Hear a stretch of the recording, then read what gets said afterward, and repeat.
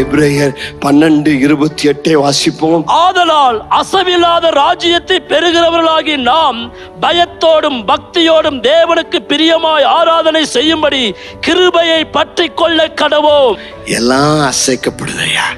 அசைக்கப்படுகிற காலத்துல அசைக்கப்படாமல் இருக்க வேண்டும் என்று சொன்னால் கினியாய் தேவன் இருக்கிறார். எல்லாவற்றையும் சுட்டரிக்கிறார், பதறம் மாற்றுகிறார்.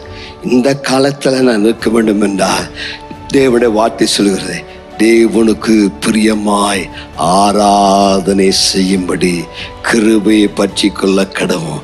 ஆண்டவரை உமக்கு நான் ஆராதனை செய்கிறையா. எந்த சூழ்நிலையா இருந்தாலும் ஆராதனை செய்யும் பொழுது உங்க மேல ஒரு கிருபை இறங்கி வருகிறது.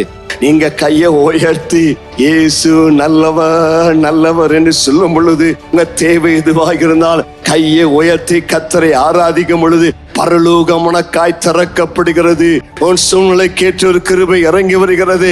கர்த்தருக்கு மகிமை உண்டாவதாக.